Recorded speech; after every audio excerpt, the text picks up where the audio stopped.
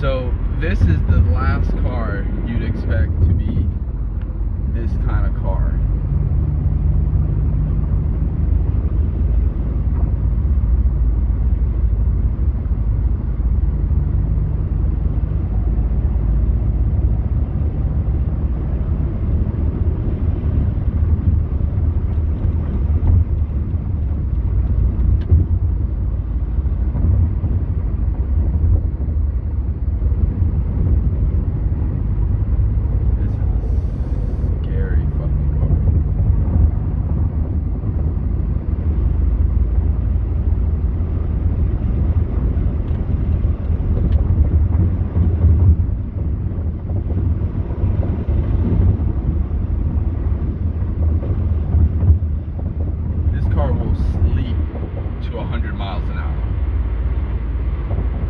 This car, you don't feel a goddamn thing going up to 100 miles an hour. The only reason I feel something in this car getting to 100 miles an hour is because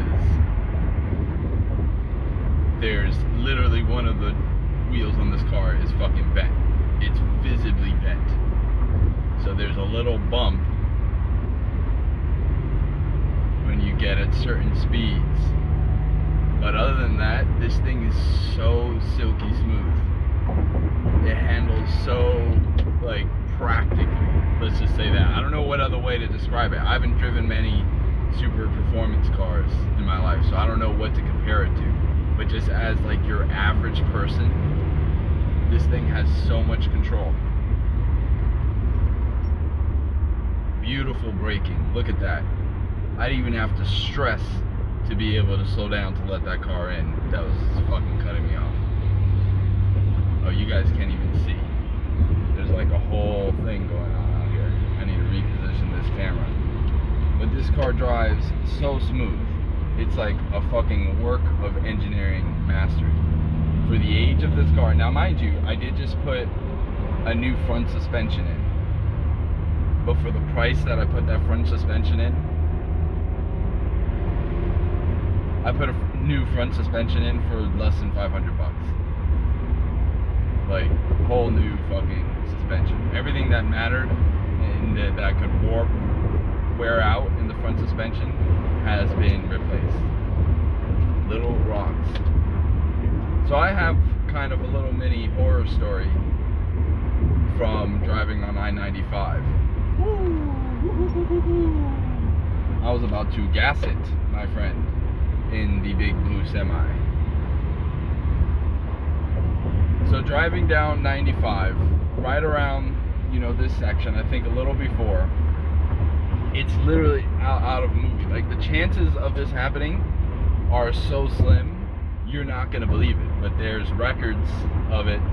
So driving down 95,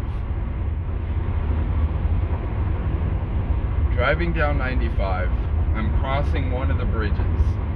In the corner of my eye, I'm probably going about this speed, right around the speed limit, on the highway, so about 55 miles an hour. And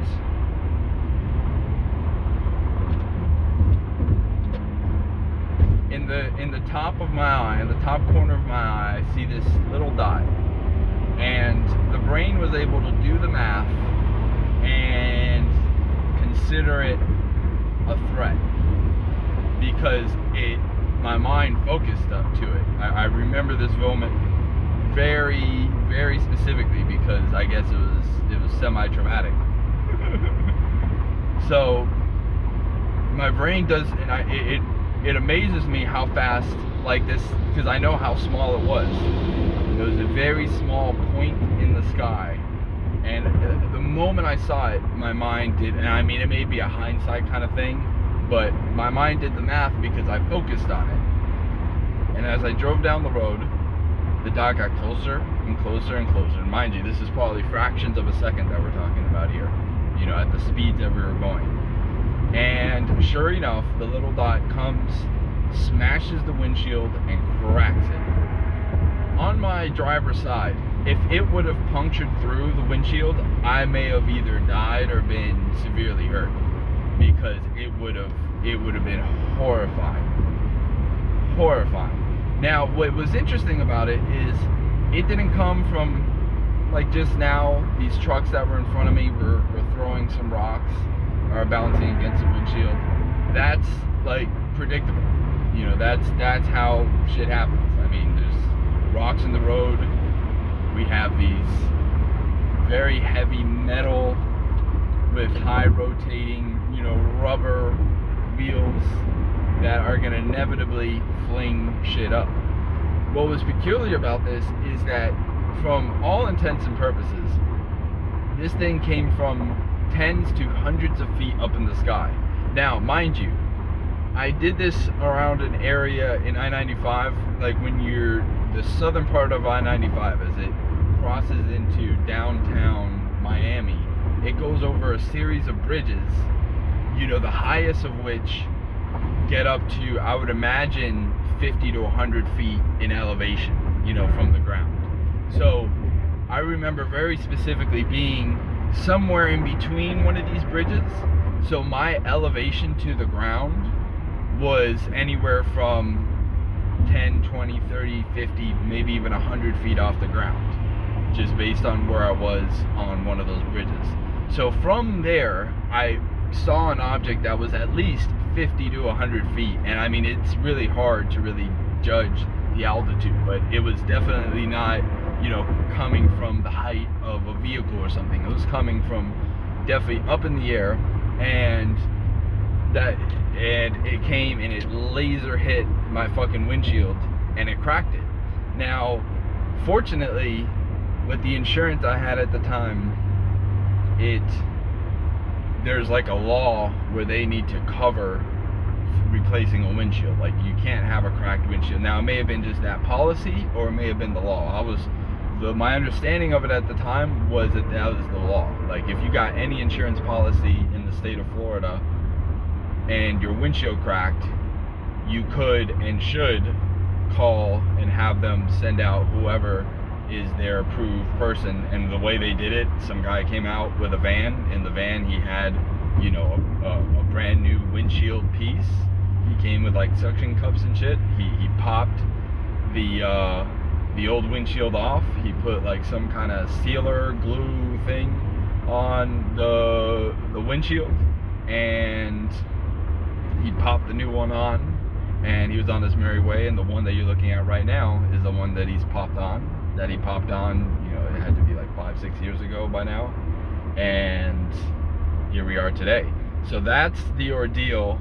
That's how the 1 in a billion, I mean, I don't know what the fucking odds on it. Like, maybe I saw it wrong, maybe I'm remembering it wrong, maybe I saw a bird in the top of my eye, but I can tell you, I remember very clearly seeing something up in the sky, you know, where you would see a fucking bird or something.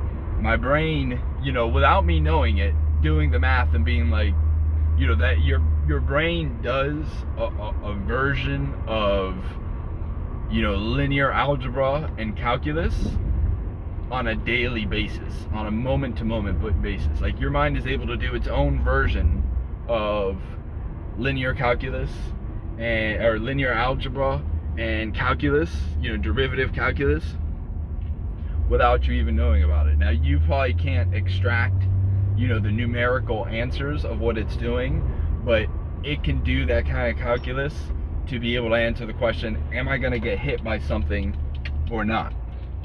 And that's a very important function to be able to do.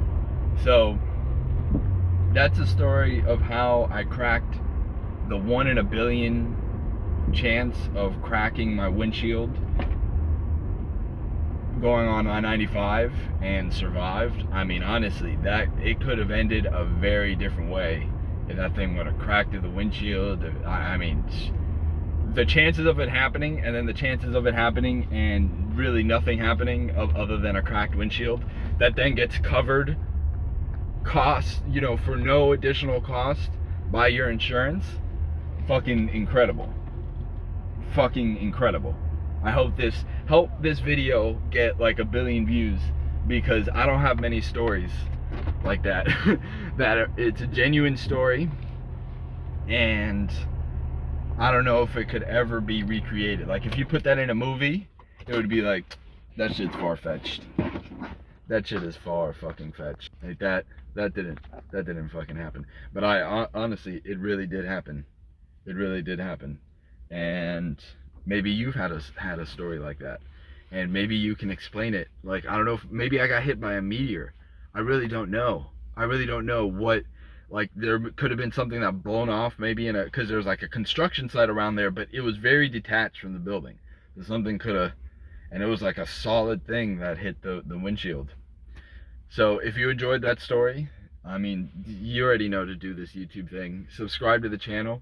I could do more videos like this, just chatting, you know, relaying stories. I don't have that many stories like that, but I'll try to pull up as many and make them as entertaining as possible. Thanks for watching.